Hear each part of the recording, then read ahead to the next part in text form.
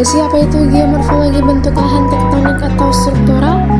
Nah, jadi geomorfologi bentuk lahan tektonik atau struktural ini adalah studi tentang bentuk lahan yang terbentuk akibat proses tektonik seperti pengangkatan, perlipatan, dan pencesaran karang bumi. Geomorfologi struktural ini terbentuk melalui proses endogen, yaitu proses yang berasal dari dalam bumi. Yang paling menonjol adalah tektonisme atau diestrofisme. Sedangkan geomorfologi tektonisme ini mencakup pengangkatan, penurunan, dan pelipatan kerak bumi yang menyebabkan terbentuknya struktur lipatan, antikline, dan sinkline, dan sesar, dan patahan. Bentuk lahan tektonik atau struktural ini terbagi di antaranya yaitu yang pertama, pegunungan blok sesar, yaitu pegunungan yang terbentuk karena patahan besar pada kerang bumi. Patahan ini disebabkan oleh daya tarik dan tekan. Pegunungan blok sesar terbagi menjadi dua jenis, yaitu pegunungan blok miring yang memiliki sisi yang curam di satu sisi dan sisi yang landai di sisi lainnya.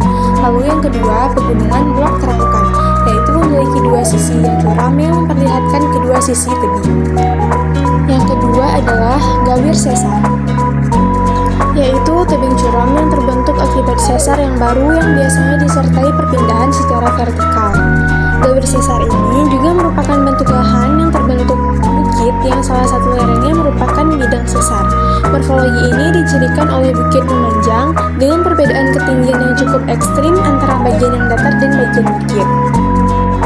Lalu, pegunungan antiklinal, yaitu pegunungan yang terbentuk dari lipatan antiklinal, yaitu lipatan batuan yang cenderung ke atas. Lipatan antiklinal dapat membentuk pegunungan atau perbukitan. Contoh pegunungan antiklinal yaitu pegunungan Rocky dan pegunungan Andes di Amerika Selatan. Lalu, perbukitan dan pegunungan sinklinal, yaitu hasil dari lipatan antiklinal, lipatan batuan yang cembung ke atas. Lipatan antiklinal ini terjadi karena tekanan pada kulit bumi. Dan lipatan sinklinal ini membentuk permukaan bumi menjadi cekung. Lalu ada pegunungan monoklinal, yaitu pegunungan yang terbentuk dari lipatan monoklin pada lapisan batuan. Lipatan monoklin adalah lipatan yang menyerupai tangga pada lapisan batuan. Lipatan monoklin ini terdiri dari zona kemiringan yang curam dan landai secara bergantian.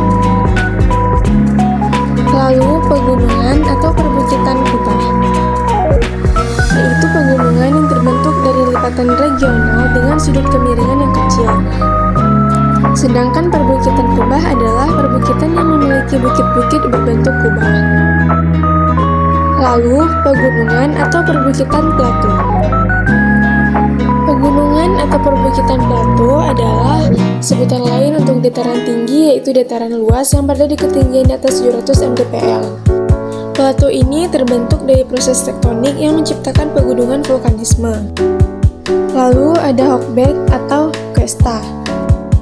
Hochberg memiliki kemiringan lebih dari 45 derajat, sedangkan Cuesta memiliki kemiringan kurang dari 45 derajat.